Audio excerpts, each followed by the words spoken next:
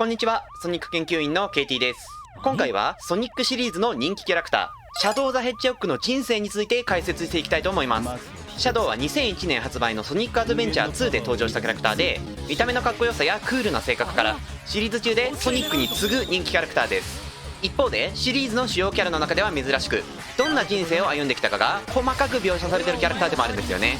ですがその人生はデビュー作のソニックアドベンチャー2に始まり、続編のソニックヒーローズ、さらにはシャドウを主人公にした外伝作であるシャドウ・ザ・ヘッジホッグと3作品にわたって少しずつ明かされていく上に、最後のシャドウ・ザ・ヘッジホッグがマルチエンディングシステムになっているので、正確に把握するのがかなり大変です。なんかマリアってこと一緒だったよねとか、かなり昔に生まれたんじゃなかったっけとか、ブラックなんたらみたいなやついた気がするなといった感じで断片的にしか覚えていないという方もいると思うので、今回はシャドウが生まれてから現代に至るまでの軌跡を時系列順にまとめてきました。この動画を見てぜひシャドウに関する理解を深めていただければと思います。またこのチャンネルでは他にもソニックに関するいろいろな動画を投稿しているので、ソニック好きの方はぜひ他の動画も見ていってください。それでは早速内容に入っていきましょう。まずはシャドウの出生について見ていきましょう。時は遡り、ソニックたちの時代から50年前、宇宙に浮かぶアークというスペースコロニーでとある極秘計画が進められていました。その計画の名はプロジェクトシャドウ。当時の政府が主体となって進めていた不老不死の研究を行うプロジェクトです。そしてそのメンバーの中にプロフェッサー・ジェラルドという人物がいました。彼は非常に優秀な科学者で、当時は世界最高の頭脳を持つとも評されていたそうです。もともとこのプロジェクトシャドウには乗り気じゃなかったんですが、とある理由からプロジェクトに参加していました。その理由とは、愛しい孫娘であるマリアを救うため。ジェラルドの孫であるマリアは生まれつき難病を抱えており、無菌室の中でしか生きられない体でした。ジェラルドは不老不死の研究をすることでマリアを救う治療法が見つかるかもしれないと思ったんですね。ちなみにこのジェラルドはエッグマンの祖父でもあります。ですがマリアとエッグマンは兄弟というわけではなく、いとこという設定です。ちょっとした豆知識でした。このような経緯で計画に参加していたジェラルドですが、彼の頭脳をもってしても不老不死には太刀打ちできず、プロジェクトシャドウは難航してしまいます。そんな時、50年に一度地球に接近するブラック彗星という星からブラックドゥームと名乗る者がやってきて、ジェラルドとある交渉をします。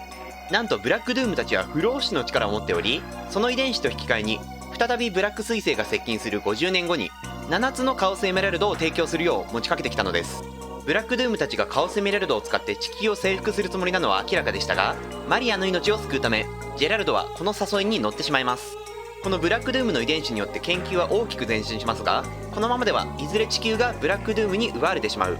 そう考えたジェラルドは来たる50年後に備え様々な対策を施しました。まず一番最初に占拠されるであろうアークに防衛メカとして人工カオスを配備し、さらにブラックドゥームの星を迎え撃つためのビーム兵器エクリプスキャノンを開発。そして最後にブラックドゥームたちの遺伝子をもとに彼らに対抗できる究極生命体を生み出しました。バイオリザードなどのいくつかのプロトタイプを経て、ついに完璧な究極生命体が誕生します。この時生み出された究極生命体こそ今回の主役であるシャドウ・ザ・ヘッジホッグです。ジェラルドは自分はもういないであろう50年後に備え、シャドウに全てを託します。彼が人類の希望となるように。こうして誕生したシャドウはジェラルドの孫のマリアと出会い親しくなります。マリアは無菌室でしか生きられないためアークから出たことがありません。そんな彼女は窓から見える地球に憧れ、いつかあそこに行ってみたいとよくシャドウと話していました。シャドウは彼女を守り、いつか必ずあの星へ連れて行くと心に誓います。しかしそんな平和な日常は長くは続きませんでした。ある日研究中だった実験サンプルが暴走し、アークにいた人々に襲いかかりました。この件は研究員たちやシャドウの活躍によりすぐ鎮圧されたんですが、事態を重く見た政府がプロジェクトの中止を決定。それだけでなく軍の特殊部隊をアークに派遣し、プロジェクト自体をなかったことにしようとしたのです。特殊部隊に下された命令は研究員たちの幽閉、そして抵抗した場合は始末せよというもの。アークが混乱に陥るさなか、マリアとシャドウは脱出を試みます。脱出ポットまでたどり着き、先にシャドウを中へ入れるマリア。しかしそこに軍の特殊部隊が現れ、シャドウの目の前でマリアは撃たれてしまいました。突然の出来事に激しく動揺するシャドウ。そんなシャドウにマリアは、私の代わりにあの星に住む全ての人たちに幸せになるチャンスを与えてあげてと告げ、脱出ポットを投下します。もともとアークの外では生きられない。たとえ撃たれなかったとしても、最初からマリアはシャドウだけを逃がすつもりだったのです。こうしてマリアは12年というあまりに短い生涯を終えることになりました。そしてこの一件は表向きは事故として処理され、闇に葬られることになったのです。一方でマリアの死を知ったジェラルドはあまりの悲しみと憎悪から次第に狂っていき、ついには人類そのものを憎むようになってしまいます。自分が近々逮捕されることを知ったジェラルドはアークを改造し、7つのカオスエメラルドが揃った時に地球に激突するようプログラムしました。アーク自体を巨大な爆弾にし、地球もろとも人類を滅ぼそうとしたのです。全てはマリアを奪った人類に復讐するために。最後にジェラルドは自分の代わりにこの復讐を成し遂げてもらうためシャドウの記憶を操作します。そして軍に逮捕されて投獄された後、銃殺刑に処されたのでした。時は進んで現代、シャドウはジェラルドに記憶を操作された後軍に捕まり、コールドスリープ状態にされていました。そこへ祖父であるジェラルドの遺産を探すためにドクター・エッグマンがやってきてシャドウを目覚めさせます。シャドウはエッグマンに目覚めさせてくれたお礼に願いを叶えると約束しますが、その目的はジェラルドによって仕組まれた人類への復讐計画を遂行すること。この時シャドウはマリアの最後の言葉すら書き換えられていたのでした。あの星に住む全ての人たちに復讐を。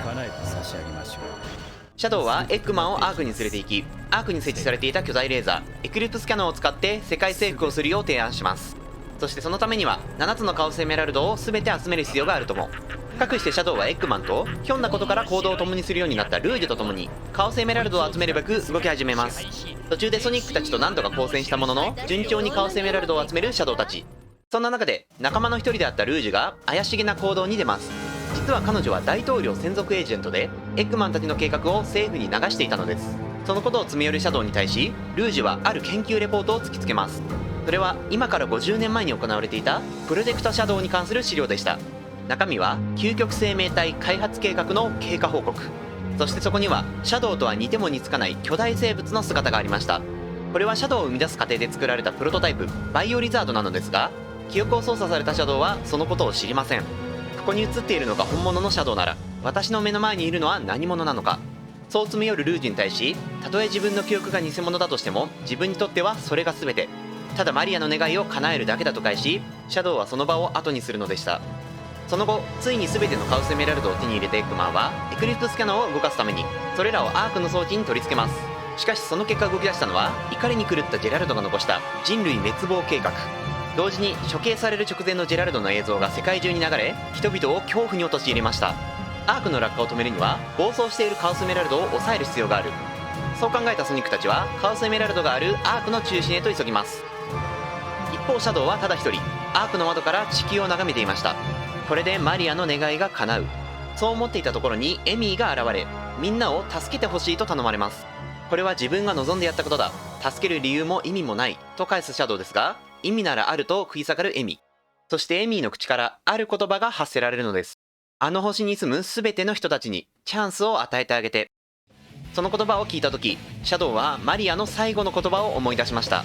彼女の願いは復讐などではなく人々を救うことだった。そのことに気づいたシャドウはマリアの願いを叶えるべく急いでアークの中心へと向かいます。シャドウが到着するとそこには例のプロトタイプバイオリザードと行く手を阻まれているソニックとナックルズの姿がありました。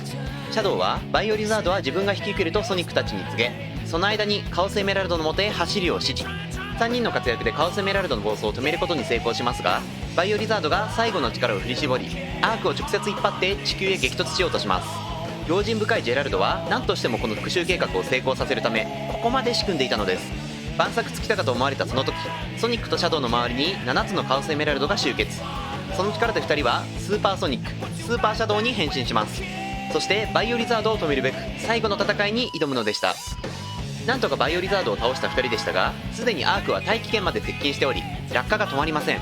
そこで2人はカオスコントロールを使ってアークをワープさせようとします。ですがカオスエメラルドの膨大なエネルギーを取り込んだことでシャドウの体には急激な負荷がかかっており、これ以上の無理をすると命の保証はないという状況でした。